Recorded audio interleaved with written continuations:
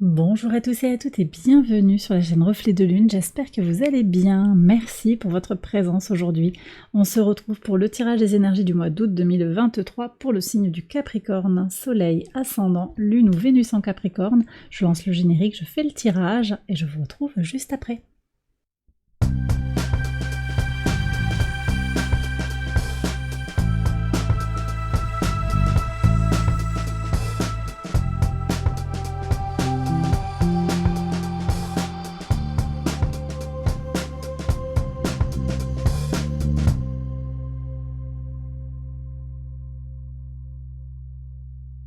Alors on y va les Capricornes pour les interprétations. Votre arcane majeur du mois, c'est le Pape, l'oracle dans ce jeu. Le Pape vient nous parler de concrétisation, d'apaisement, d'accroissement des ressources en lien avec la maison 2 et le signe du Taureau. Ça nous parle également de stabilisation, d'un sentiment de complétude. Vous vous montrez reconnaissant vis-à-vis de l'abondance que vous avez autour de vous, mais également on reconnaît vos compétences et pour certains, il s'agira également d'acheter une maison. On va regarder le message de l'oracle. Pour compléter ces informations, il y a un voyage, un déplacement, un voyage physique, un voyage mental. Le rose lotus vous invite à vous connecter au chakra du cœur, à l'amour et à la compassion. On va regarder maintenant les messages du tarot, maison par maison. Maison 1, votre énergie vitale, votre état d'esprit pour ce mois d'août. Alors, on a des énergies de confusion peut-être, quelques doutes qui sont là. À voir comment ça vient vous parler. C'est le dernier transit de Pluton rétrograde dans votre signe qui a lieu là sur la période depuis le 11 juin. Ça vient peut-être encore remuer des choses, il y a peut-être des points qui restent à travailler, des éléments de questions en soi, de doutes personnels qui restent à travailler. Je vais voir ce que le tarot peut nous dire en complément pour nous éclairer. Oui, je pense qu'il y a eu une trahison. Ce qui fait que vous êtes peut-être dans une énergie sur le mois d'août. Alors c'est pas vraiment une prédiction, on est plutôt sur un état de fait. Vous avez besoin de prendre le temps de digérer un petit peu le coup qu'on vous a fait. Il y a quelque chose comme ça. Mais on voit également que vous allez gagner, récupérer votre maîtrise dans le courant du mois d'août. Mais il y a quand même peut-être un début de mois qui pose question. D'accord, avec besoin, ce que je ressens, c'est vraiment cette idée de digérer les expériences du quotidien. On va voir ce que vous avez sur la maison 6. Ouais, Reine d'épée. Donc avec une grande bienveillance, vous allez vous positionner fermement, quand même. Bienveillance, mais fermeté, pour régler ce qu'il y a à régler, pour dire ce qu'il y a à dire. Ça a l'air pas forcément très simple, en fait. Je sens comment c'est un peu... Il y a des choses à éclaircir, là. Moi, j'ai l'impression qu'il y a des situations de confusion. Quelqu'un qui... On va voir ce qu'il y a sur l'entourage proche. Hein. Quelqu'un qui vous met des bâtons dans les roues, peut-être. Alors, vous êtes obligé de vous imposer, mais ça, vous allez le faire avec beaucoup de force aussi, de bienveillance. Hein. Maison 3, les communications, la façon de vous projeter, de communiquer avec les autres, très bien. On regarde ce qu'il y a aussi en lien avec les autres. Le soleil. Donc, dans la relation à l'autre, sur l'engagement, vous positivez en fait. Cette épreuve, c'est un incident de parcours, on va dire. Au-delà de ça, il y a de la force qui revient, et de la motivation, une envie d'avancer. Vous avez Mars hein, qui est au trigone de votre signe, donc une grande énergie, une belle énergie pour avancer, pour réaliser le travail à faire. Ça vous convient bien. Et bon, c'est très bien sur la maison 11 qui est en lien avec vos amis, votre communauté, il y a une avancée claire. Mais vous voyez, je sens qu'il y a un déplacement. On vous a fait du tort, vous pardonnez, mais vous bougez, vous partez, vous changez d'air, en fait. D'accord? Bon, je reprends maison par maison. Sur la maison 2, vos ressources, qu'elles soient matérielles ou immatérielles, il y a une nouvelle idée pour s'enrichir, pour prendre soin de soi, en particulier au niveau de l'organisation du quotidien. Donc ça, c'est très intéressant, très positif pour trouver des façons novatrices peut-être d'accroître vos revenus par exemple, de vous ressourcer également, potentiellement des choses en lien avec le numérique. Sur la maison 3, j'en ai déjà parlé en partie, la communication, les échanges, les petits déplacements, le lien avec l'entourage proche, en particulier les frères et sœurs. Là on voit que vous êtes affirmé, vous ne vous laissez pas faire, il y a quand même aussi un certain charisme. On parlait tout à l'heure de reconnaissance. Vous faites en sorte en fait de montrer votre valeur, vos capacités, vous montrez ce que vous avez à apporter avec beaucoup de sérieux et de professionnalisme, c'est ce que je ressens. Et vous n'êtes pas dans une démarche aussi de vous plier en quatre, ça c'est un peu fini je pense, pour certains c'est fini, on se plie pas forcément en quatre pour plaire à l'autre. On est très en lien aussi avec ce transit du nœud-sud en balance, on arrête de chercher le compromis à tout prix, l'harmonie et l'idée de plaire aux autres, à son patron, à ses amis, à ses collègues. On va être avec toujours beaucoup de bienveillance. On a deux dames hein, sur le plan de la communication, sur le plan du quotidien, deux énergies de maison régies par Mercure, donc très connectées au mental et à la communication, d'accord, à l'intellect. Et on voit qu'on a deux reines ici, donc il y a quand même cette compassion qui est là, cet amour de l'autre, cette bienveillance. Pas de méchanceté, je ressens pas de la méchanceté, mais une certaine fermeté pour poser ses limites avec un côté, oui, bienveillant. La maison 4 maintenant, vos fondations, vos racines, la famille, il y a également un renouveau ici sur le plan émotionnel, quelque chose qui se régénère dans le foyer, peut-être un nouveau foyer qui est fondé, quelque chose qui se règle avec un parent, une parole qui est libérée, voyez, un pardon aussi qui est formulé, peut-être vis-à-vis de vous, une demande d'excuse également, pour un tort qui a été causé. Bref, il y a guérison, réparation et un potentiel d'épanouissement émotionnel. Sur la maison 5, votre créativité, votre enfant intérieur, alors là, on a des doutes.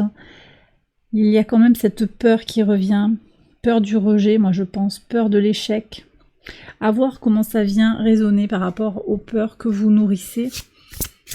Encore cette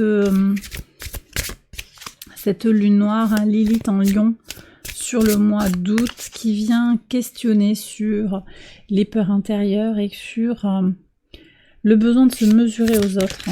Alors on va prendre un message complémentaire. Bon, ça me plaît. Il y a quand même un renouveau, donc on a quand même... Bon, le valet, c'est pas un as, mais c'est quand même une énergie nouvelle, une énergie de renouvellement. Et on a deux as, vous avez deux as dans votre tirage. L'as de bâton, donc vous allez reprendre du poil de la bête. Il y a quelque chose ici...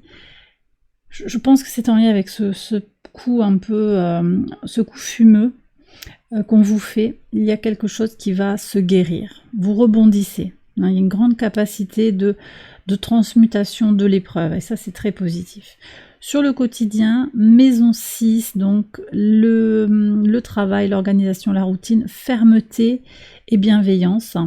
Des énergies d'organisation. Ici, on a la Vierge hein, qui est incarnée dans cette figure de cour, ou un signe d'air, mais en tout cas, on a ces énergies d'analyse. Alors, il se passe plein de choses en Vierge hein, sur ce mois d'août. On a Mercure qui est en Vierge, on a le Soleil qui arrive en Vierge le 24 août, on a Mercure qui est là depuis fin juillet également, et qui va rétrograder le 23 août dans le signe de la Vierge. On a également Mars qui est en Vierge tout le mois d'août, quasiment jusqu'au 27, où là il transitera en Balance. Donc beaucoup d'énergie dans ce signe de terre mutable. Une énergie pour, je le disais, faire ce que vous avez à faire, réfléchir de façon fine et claire, organisée, pour régler en fait toutes les choses du quotidien, s'organiser, bien gérer sa routine, donc très bien. On a également quand même, je l'évoque, il y a beaucoup de choses qui sont positives pour vous hein, en tant que signe de terre. Vous avez également Jupiter et Uranus en taureau, donc il y a des potentiels d'expansion, de transformation, d'expression de son unicité. Donc beaucoup de possibilités d'évoluer sur le plan astral sur ce mois d'août. On a également Saturne rétrograde en Poisson, donc au sextile de votre signe. En particulier si vous êtes natif du premier décan, il va y avoir un bel aspect ici qui se dessine dans le ciel avec Saturne. Je continue sur les relations avec les autres, la vie extérieure à vous-même. Un beau soleil, donc de l'harmonie, des plaisirs, de la joie, de la bonne humeur. Que ce soit sur le plan sentimental, relationnel, de façon générale, amical, dans l'entourage, au travail, avec un patron, avec un salarié, en fonction de votre statut, les choses sont claires, chaleureuses et bienveillantes. Donc il y a du potentiel là, il y a du potentiel pour des relations intéressantes, pour des opportunités professionnelles également, pour des signatures de contrats, avec une certaine...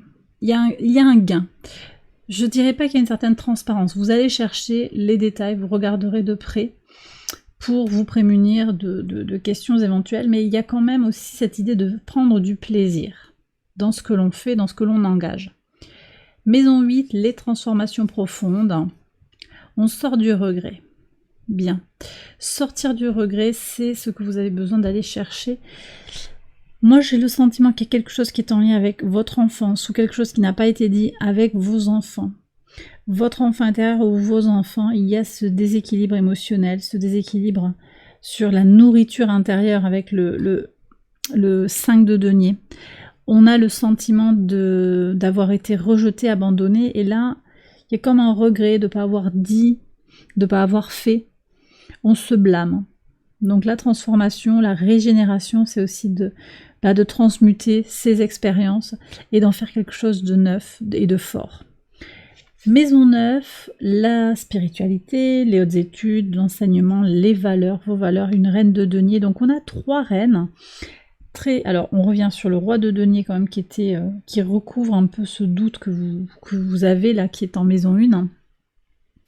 On a ces 3 reines qui sont très en lien avec la compassion, hein, qui sort dans le rose lotus.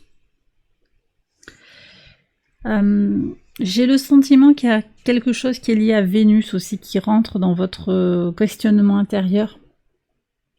Vénus rétrograde qui vous aide à maturer les choses, à prendre du recul, à opérer une introspection très apaisée et bien en profondeur sur des événements un petit peu qui se répètent d'une façon ou d'une autre sur un cycle qui prend 7 ans à peu près, vous voyez, 2015 et puis avant 2007 et peut-être avant 2000, voir un peu quels ont été les événements de votre vie avec grande bienveillance, hein, pour comprendre un petit peu les schémas qui vous animent. Vous voyez, donc ça c'est ce que je ressens avec ces reines. Après vous avez peut-être aussi un cercle de femmes autour de vous qui est là, qui se construit, hein. Des femmes, des énergies féminines qui sont présentes autour de vous, dans le quotidien, dans la spiritualité également, et dans le domaine de l'apprentissage globalement. Ici on voit aussi que vous associez la pensée complexe à une grande praticité. Donc ici on a la pensée pratique qui va vraiment bouillonner, qui va vibrer, et on a aussi la pensée complexe, la pensée conceptuelle, qui est teintée de pragmatisme. Donc vous ne faites peut-être pas des études ou des apprentissages juste pour le plaisir d'apprendre, mais il y a quand même un usage concret et pratique que vous prévoyez. Il y a un grand pragmatisme en fait dans vos démarches. Voilà. Maison 10, votre mission de vie, votre idéal. Bon, les choses bougent et elles bougent vite. 8 de denier, 8 de bâton. Les choses s'accélèrent peut-être, il y a des décisions qui sont prises, il y a ce mouvement. C'est possible qu'on ait une mutation ici, quelque chose qui se transforme, quelque chose qui va être mieux compris, très mercurien. Je vous ai dit sur les maisons mercuriennes, il y a quelque chose en connexion avec votre féminité, que vous soyez un homme ou une femme, votre compréhension, votre compassion, compréhension de vous-même et compassion vis-à-vis de vous-même et vis-à-vis des autres. Là, on voit que la mission de vie se fait en intégration avec votre passé. Vous voyez, la compréhension de là où vous allez, c'est quelque chose qui intègre tout ce que vous avez vécu jusqu'à présent. Il n'y a pas à balayer finalement ce qui a été vécu. Toutes les composantes de votre vie font la personne que vous êtes aujourd'hui, vous le comprenez. Et ça résulte quelque chose qui est très aligné en fait.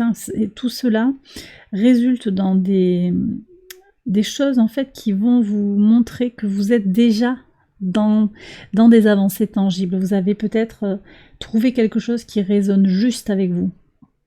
Vous comprenez ce que vous désirez, vos ambitions pour vous réaliser dans le monde. Vous les comprenez de façon très claire sur ce mois d'août. Il y a quelque chose qui avance clairement. Peut-être que vous obtenez un diplôme, vous obtenez peut-être une formation qui a du sens, je le répète, on est quand même sur cette idée de pragmatisme, qui vous permet également le sens qui est là, c'est que ça vous permet d'avancer vers ce que vous désirez, vers l'abondance que vous désirez voir rentrer dans votre vie. Maison 11, le rapport à la communauté, vos relations, vos appuis, le chariot, une belle énergie. On voit que vous avancez accompagné de vos proches, accompagné de ces amis qui vous soutiennent. Vous avancez avec eux, vous avancez pour eux, donc il y a quelque chose qui se tisse de puissant, de soutenant. Et on vous le rend bien. Donc moi je pense aussi que vous êtes reconnu dans votre milieu par rapport à vos compétences. Je l'ai dit, avec le pape, ça semble clair. Et là, ça ressort avec le chariot. Et en plus, vous emportez dans cet élan ces gens qui ont besoin de vous également. Donc là, j'ai des thérapeutes, des coachs, des gens qui prennent soin, peut-être dans les ressources humaines, des gens qui sont tournés vers l'autre. La maison 12, la leçon intégrée, une fois qu'on a parcouru le zodiaque, excellent. Bon, ça pour moi, c'est Saturne en Poisson rétrograde. Vous voyez, là, cavalier de denier. On est sur la compréhension que oui, il y a eu des épreuves, oui, les choses avancent doucement, lentement, mais en même temps, elles avancent. Et vous comprenez, vous intégrez les leçons de vie, vous intégrez cette idée que le mouvement est lancé, que oui, peut-être il y a eu des retards dans votre évolution, vous aimeriez que les choses évoluent plus vite, et en même temps, vous savez que les changements sont là, d'accord. Il y a une invitation aussi à profiter du chemin, apprécier le chemin et libérer un petit peu la focalisation sur la finalité de ce mouvement de Saturne en Poisson qui vise à vous accompagner dans l'idée de trouver son centre, effectivement. Vous allez les choses vont s'aligner, elles sont en construction, je pense. D'accord. Alors, le message de l'univers, vous avez un ange gardien qui veille sur vous, les Capricornes. Connectez-vous à vos ressentis. Connectez-vous à vos intuitions et lâchez prise. Ouais, lâchez prise sur ce sur quoi vous n'avez pas la main. D'accord? Libérez, si ça vous parle, le besoin de contrôle que vous ressentez actuellement. Et bien voilà les Capricornes, j'ai terminé votre tirage. J'espère qu'il vous a guidé, qu'il vous a éclairé. Si c'est le cas, likez, abonnez-vous, partagez, commentez. Je vous souhaite une excellente période du mois d'août. Je vous embrasse bien fort et je vous retrouve très vite pour une prochaine vidéo. Bye bye.